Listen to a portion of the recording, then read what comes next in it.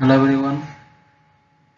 आज का हमारा ये सेकंड लेक्चर है इंडियन मनी मार्केट पे, जो फाइनेंशियल मार्केट का एक पार्ट है ना। तो प्रीवियस क्लास में हम लोगों ने पढ़ा था कि इंडियन मनी मार्केट क्या है, तो और इसका definition according to RBI and some various authors like Jem Kurveston and Geoffrey Crowther, है ना। इन लोगों का डेफिनेशन भी हम लोगों ने देख चुका है। अब इसमें आगे बढ़ते हैं हम लोग, जहाँ पे फंक्शंस ऑफ या फीचर्स ऑफ, है ना, फीचर्स ऑफ या फंक्शंस ऑफ मनी मार्केट देखेंगे, और वही हमारा इम्पोर्टेंस ऑफ मनी मार्केट होगा। आगे बढ़ते हैं हमारे लेक्चर में। तो फंक्शंस या इम्पोर्टेंस क्या है मनी मार्केट का, वो देखते हैं हम लोग, है ना। तो first one is facilitates adjustment of liquidity position. जो भी लिक्विडिटी पोजीशन होगा उसका एडजस्टमेंट हो सकता है। मतलब क्या हो गया, the basic function of money market is to help a adjustment of liquidity positions of commercial banks, companies and other non banking financial institution like insurance companies etcetera. तो मतलब क्या है कि जैसे कि हम लोग जानते हैं मनी मार्केट में जो भी आपका सिक्योरिटीज का ट्रेडिंग होगा या फिर ट्रांजैक्शन होगा, वो क्या होता है, शॉर्ट टर्म पीरियड के लिए होता है, मतलब लेस देन 1 ईयर के लिए। तो जहाँ पर लेस देन 1 ईयर हो रहा है किसी भी इंस्ट्रूमेंट का, लिक्विडिटी क्या हो जाता है, वहाँ पे ज़्यादा लिक्विडिटी रहता है, मतलब जल्द से जल्द अब उसको कैश एंड कैश इक्विवेलेंट में हम लोग कन्वर्ट कर सकते हैं। तो यहाँ पे मनी मार्केट का बेसिक फंक्शन क्या हो गया कि हमको लिक्विडिटी, है ना, लिक्विडिटी प्रोवाइड करता है। इसके लिए आपको कैश एंड कैश इक्विवेलेंट के लिए सिंपल मायने में कहा जाए कि जो भी आप मनी मार्केट में ट्रांजेक्शन कीजिएगा उसमें आपको लिक्विडिटी मिलेगा। ओके, कमर्शियल बैंक को, कंपनीज को या other non banking financial institution या इंश्योरेंस कंपनी जो भी है, वो लोग अगर मनी मार्केट में ट्रांजेक्शन करते हैं तो उनको लिक्विडिटी मिलेगा। अगर वो लोग, है ना, जो भी आपके इंटरमीडियरीज है ना, जो भी इंटरमीडियरीज है वो अगर कैपिटल मार्केट में ट्रांजेक्शन करेंगे तो लेस लिक्विडिटी मिलेगा, क्योंकि वहाँ पर लॉन्ग टर्म के लिए ट्रांजेक्शन होता है। तो ये एक फायदा हुआ किसका, मनी मार्केट में ट्रांजेक्शन करने का। Second one is outlet to short term surplus fund. साफ बात है, जहाँ पर आप जान रहे हैं कि आपके पास शॉर्ट टर्म के लिए सरप्लस है। सरप्लस मीन्स क्या, आपके पास सेविंग्स है ना, जिस सेविंग्स को आप शॉर्ट टर्म्स के लिए फंड कर सकते हैं, इन्वेस्ट कर सकते हैं। जैसे एक आम इंसान क्या करता है, अगर उसके पास सेविंग्स होता है तो नॉर्मली कुछ अगर एकदम उसको मार्केट के बारे में या फिर फाइनेंशियल मार्केट के बारे में थोड़ा सा भी आइडिया ना हो, लेकिन फिर भी अगर उसको उसके पास कुछ सेविंग्स है तो वो क्या चाहेगा, फर्स्ट ऑफ ऑल बैंक में डिपॉजिट करना चाहेगा, नॉर्मल सेविंग डिपॉजिट। फिर थोड़ा सा उसको अगर नॉलेज हो तो क्या चाहेगा, उसके पास रहता है कि नहीं, हम इस फंड को ज़्यादा दिन तक हम इन्वेस्ट कर सकते हैं, तो फिर क्या करेगा, बैंक में वो एफडी कर देगा, फिक्स डिपॉजिट कर देगा। तो ये क्या कर रहा है, बैंक भी क्या आपको प्रोवाइड कर रहा है कि आपका जो शॉर्ट टर्म सरप्लस फंड है वो उसको इन्वेस्ट करने का ऑप्शन दे रहा है ना।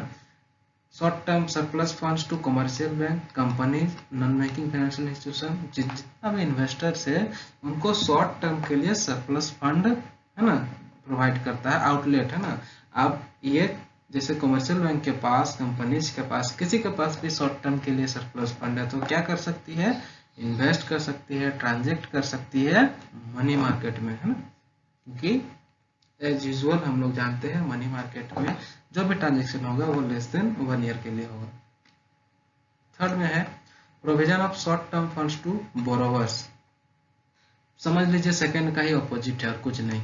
जैसे अगर किसी को पैसा, है ना, outlet to short term surplus fund, किसी के पास सरप्लस ज्यादा है ना, सेविंग्स है, सिंपल मायने में कहा जाए सेविंग्स है, तो वो क्या कर सकता है, मनी मार्केट में इन्वेस्ट करके, रेगुलेट करके अपना ग्रोथ कर सकता है ना, अपना प्रॉफिट कमा सकता है।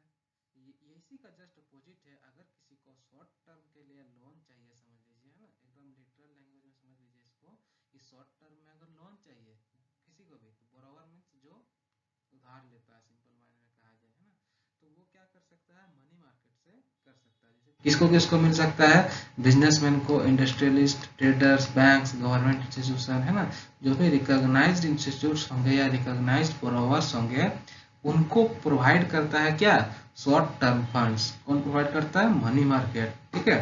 क्यों? यही लोग तो है ना जो लोग यहाँ से आप बोरो करेंगे और with less rate of interest पे बोरो कर सकते हैं। हमेशा लॉन्ग टर्म लोन नहीं चाहिए होता है, कभी कभी शॉर्ट टर्म फंड्स, जिसे आप टेक्निकल लैंग्वेज में कह सकते हैं कि वर्किंग कैपिटल का रिक्वायरमेंट जो होता है, मतलब काम करने के लिए वर्किंग कैपिटल का लिटरल लैंग्वेज क्या होगा, काम करने के लिए डे टू डे लाइफ में, डे टू डे बिजनेस में जो आपको ट्रांजेक्शन के लिए मनी का, फंड्स का जरूरत होता है, तो वो फुलफिल हो सकता है आपका मनी मार्केट से। Next one is an instrument of credit control. Credit control में भी हेल्प करता है मनी मार्केट। किस प्रकार से? जैसे the money market constitutes a highly efficient mechanism of credit control, है ना। हाईली इफिशिएंट मैकेनिज्म यूज करती है क्रेडिट कंट्रोल के लिए। किस प्रकार का मैकेनिज्म है, ध्यान से देखना यहाँ पे। It serves as a medium of exchange through which central bank of the country, हमारे इंडिया में क्या है, Reserve Bank of India, exercises control on the creation of credit.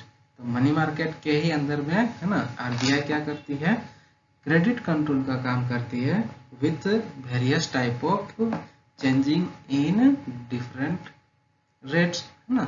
मतलब जैसे आप बैंक रेट सुने होंगे, है ना, रेपो रेट हो गया, CRR, SLR वगैरह, आगे पढ़ेंगे हम लोग मनी मार्केट में।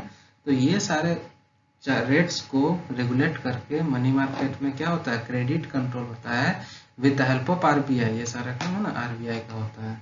तो क्रेडिट कंट्रोल में भी हेल्प करती है कौन, money market. Diverting funds to better use, simple बात है। आपके पास अलग अलग रास्ता है। आपके पास मान लीजिए मनी है, तो आप चाहे तो क्या कर सकते हैं, कमर्शियल पेपर ले सकते हैं, परचेज कर सकते हैं, इन्वेस्ट कर सकते हैं, कमर्शियल बिल ले सकते हैं, या तो आप शॉर्ट टर्म के लिए म्यूचुअल फंड में इन्वेस्ट कर सकते हैं, है ना, शॉर्ट टर्म के लिए। तो यहाँ पे क्या होगा, आपके पास जो भी मनी है वो अलग अलग तरफ में आप डाइवर्ट कर सकते हैं अपने मनी को। तो ये कौन प्रोवाइड करेगा आपको, money market plays a vital role in the flow of funds of the country to most important and productive usage। Productive usage means क्या, आप मान लीजिए आप किसी भी कंपनी में इन्वेस्ट कीजिएगा या कहीं कोई भी चीज़ खरीदने जाइएगा, हम लोग क्या देखते हैं, ब्रांड देखते हैं या उसका ऑथेंटिकेशन देखते हैं कि ये सही है कि नहीं। तो वो सही है कि नहीं, क्या किस रूप से देखते हैं कि उसका प्रोडक्टिव कैसा है। तो क्या हो पाता है कि बेटर यूज के लिए हम उस जगह में इन्वेस्ट कर सकते हैं या फिर परचेज कर सकते हैं उस टाइप के मनी मार्केट इंस्ट्रूमेंट्स को। Next one is encouragement of savings and investment, है ना। सेविंग एंड इन्वेस्टमेंट का इनकरेजमेंट होता है। किस प्रकार से, एफिशिएंट मनी, समझिए ये फिफ्थ पॉइंट का ही एलाबोरेशन हो रहा है। समझिए फिफ्थ पॉइंट में क्या है, आपको फंड्स को अलग अलग जगह डिपॉजिट, मतलब इन्वेस्ट करने का ऑप्शन मिल रहा है, डाइवर्ट करने का ऑप्शन मिल रहा है। तो सिंपल मायने में कहा जाए कि आपको इनकरेजमेंट मिल रहा है सेविंग से इन्वेस्टमेंट करने के लिए, कि आपके पास बहुत सारा ऑप्शन है जहां पे आप इन्वेस्ट कर सकते हैं। हम लोग आगे का क्लासेस में देखेंगे कि किस प्रकार का अलग अलग जगह इन्वेस्ट कर सकते हैं। Efficient money market helps in promotion of liquidity and also encourage savings and investments income in the form of interest, encourages people to save more। अब आप कहीं पे इन्वेस्ट किए, वहां से आप क्या चाहते हैं, इंटरेस्ट चाहते हैं या फिर सिंपल मैंने प्रॉफिट कमाना चाहते हैं। कहीं पे भी आप इन्वेस्ट करते हैं शॉर्ट टर्म के लिए ही क्यों ना सही, तो आप प्रॉफिट कमाना चाहते हैं। अब प्रॉफिट किस रूप में हो सकता है, इंटरेस्ट के रूप में हो सकता है। तो जहां पे आपको इंटरेस्ट होगा, इनकम होगा, तो फिर क्या होगा, आप फिर से इंकरेज होइएगा ना, सोचिएगा कि नहीं और ज़्यादा इन्वेस्ट करते हैं। तो इस प्रकार से क्या होगा, ये मनी मार्केट क्या होता है, इंकरेजमेंट देता है। किस प्रकार से, क्योंकि आपके पास शॉर्ट टर्म है ना, कम समय में आप इन्वेस्ट कर सकते हैं और उसको मैच्योर कर सकते हैं ना, उसको सिंपल मायने में कहा जाए तो तोड़ सकते हैं, जिसे हम लोग लोकल भाषा में बोलते हैं, अपने पास उसको वापस ले सकते हैं। तो क्या होगा, ये मनी मार्केट आपको प्रोवाइड करता है, सेविंग्स और इन्वेस्टमेंट को इनकरेज करता है। ठीक है। Next one is economic development. Simple बात है, जितना सेविंग्स होगा उतना यूज होगा शॉर्ट टर्म फंड्स का, और वो directly related to economic development of the country, है ना। आप सेविंग्स जितना कीजिएगा उतना क्या, उतना आप different type of short term funds में इन्वेस्ट कीजिएगा, और जितना आप किसी भी कंट्री में, ओके, किसी भी कंट्री में फाइनेंशियली अगर ट्रांजेक्शन्स ज़्यादा होते हैं, सिंपल मैंने कहा जाए मनी मार्केट, कैपिटल मार्केट, जो भी कहें आप, है ना, किसी भी टाइप का फाइनेंशियल मार्केट के ट्रांजेक्शन अगर ह्यूज अमाउंट में होते हैं, ह्यूज क्वांटिटीज में होते हैं, ह्यूज नंबर्स में होते हैं, तो उस कंट्री का इकोनॉमिक डेवलपमेंट होना निश्चित है। Okay, money market assures supply of short term funds to trade and industry which results in strengthening of the industrial base. अब आप बोलिएगा किस प्रकार से होगा, तो यहाँ पे ध्यान दीजिएगा, अब हर वक्त किसी भी इंडस्ट्री या बिजनेस को लॉन्ग टर्म लोन नहीं चाहिए, शॉर्ट टर्म फंड भी चाहिए किसी किसी वक्त, ताकि शॉर्ट टर्म फंड का रिक्वायरमेंट फुलफिल हो सके किसी भी कंट्री का, किसी भी इंडस्ट्री का, है ना, और किसी भी बिजनेस का। तो यहाँ पे मनी मार्केट प्रोवाइड करता है ना कि शॉर्ट टर्म के लिए लोन लीजिए, फंड लीजिए और अपना बिजनेस चलाइए। तो उस प्रकार से क्या होगा, आपका जहाँ पर इंडस्ट्री रुक रही थी, नहीं अच्छे से परफॉर्म कर पा रही थी, अगर उसको शॉर्ट टर्म फंड का जरूरत था, शॉर्ट टर्म फंड के लिए एक उसको मेथड मिल गया, तरीका मिल गया मनी मार्केट के रूप में, तो फिर क्या करेगी, स्मूथली वो रन करेगी। जहाँ इंडस्ट्री, ट्रेड, बिजनेस ये सब स्मूथली रन होगा, वहीं पे उनका प्रॉफिट्स बढ़ेगा और देश का इकोनॉमिक डेवलपमेंट भी होगा। Next one is help government in raising short term fund. जैसे ट्रेड और इंडस्ट्री के लिए शॉर्ट टर्म फंड रेज हो सकता है, उसी प्रकार गवर्नमेंट भी के लिए भी हेल्पफुल हो जाता है यहाँ पे शॉर्ट टर्म फंड्स बनाने के लिए, है ना, रेज करने के लिए। Money market helps governments in raising short term fund eight A quite low rates of interest. तो मनी मार्केट में क्या होता है, लो रेट ऑफ इंटरेस्ट होता है। गवर्नमेंट, हाँ, गवर्नमेंट यहाँ से short term fund low rate of interest पे उठा लेती है या फिर कलेक्ट करती है, रिसीव करती है ना। It is much better to raise short term funds for money markets by issuing treasury bill etcetera instead of going for deficit financing which में लीड टू इन्फ्लेशन। अब गवर्नमेंट को भी चाहिए कुछ वक्त के लिए फंड, तो वो गवर्नमेंट क्या कर सकती है, शॉर्ट टर्म फंड्स के लिए क्या कर सकती है, ट्रेजरी बिल वगैरह इशू कर सकती है, अगर वो डिफिसिट फाइनेंसिंग पे चलेगा। ये मैं आपका इकोनॉमिक्स का एक पॉइंट है ना, डिफिसिट फाइनेंसिंग हमारे कंट्री में, इंडिया में भी डिफिसिट बजट चलता है, ठीक है, तो आगे कभी बताएंगे उसको। तो ट्रेजरी बिल्स वगैरह इशू करके क्या कर सकता है, शॉर्ट टर्म फंड्स का रिक्वायरमेंट फुलफिल हो सकता है। डिफिसिट फाइनेंसिंग करेंगे तो इन्फ्लेशन का चांसेस ज़्यादा होगा। तो ये हमारा था फंक्शंस ऑफ मनी या इम्पोर्टेंस ऑफ मनी मार्केट। आगे का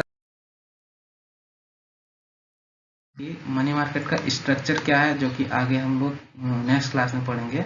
मनी मार्केट का कंपोनेंट क्या है, देखिए, या सब मार्केट, मनी मार्केट का कंपोनेंट्स ये सारा है, या सब मार्केट, ये सारा मार्केट्स है ना। यहाँ पे जो दिख रहा है आपका, ये मनी मार्केट का मार्केट है डिफरेंट।